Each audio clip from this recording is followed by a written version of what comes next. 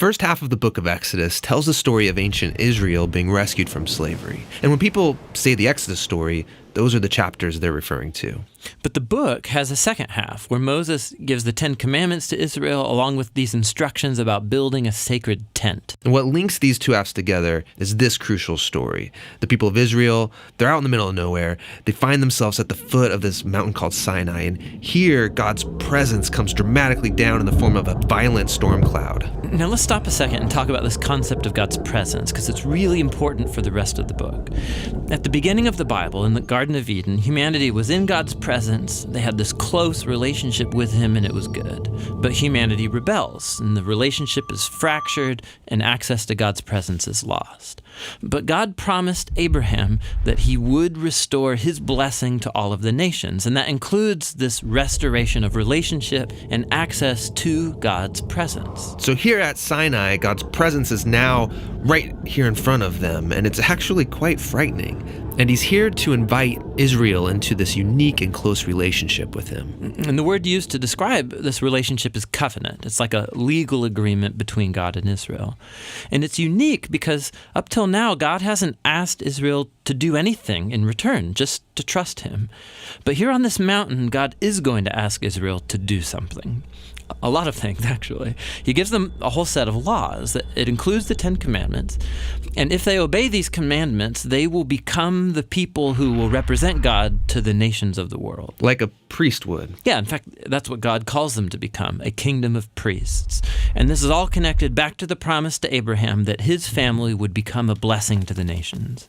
Okay, but obeying these laws is going to be difficult because there's a lot of them, and they set a really high standard. Though if you think about it, of anybody in the world who should be able to do it, it's these people who experienced firsthand God's grace and his power when he rescued them from slavery. And they agree to obey the terms, but then they refuse to go into God's presence because it's still a bit frightening. And since the people won't go up, Moses goes up to the mountain by himself to meet with God.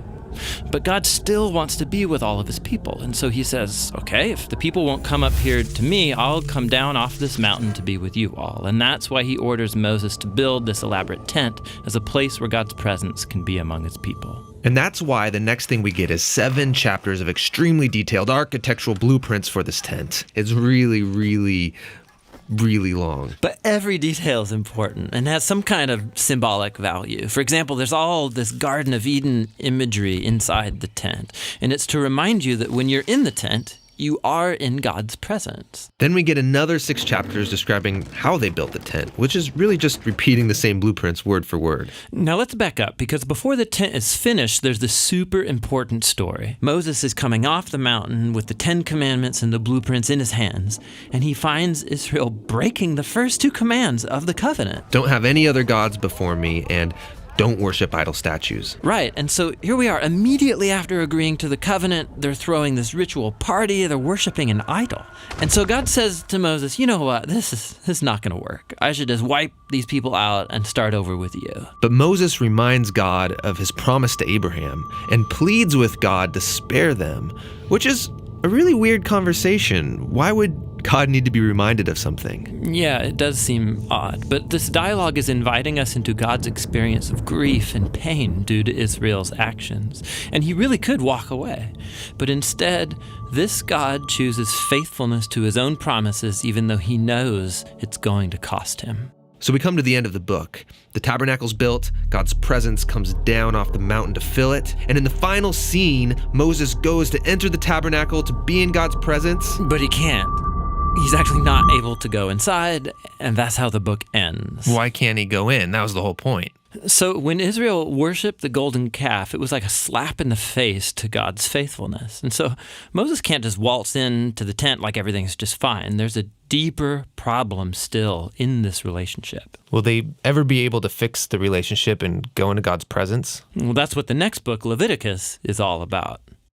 Hey, this is John. And this is Tim. We believe the Bible is one long story, and so we like to look at each individual book and see how it's designed to fit in that story. We also take core themes of the Bible and see how they develop from the beginning of its story all the way through to the end. We're a nonprofit, and we'd love your help to make more videos. Go to jointhebibleproject.com and see what video we're raising money for right now. We just hit 25,000 subscribers on YouTube. Totally awesome. You could be the next one. You could download full resolution versions of this video and all of our videos. You could find study guides. It's all for free at jointhebibleproject.com.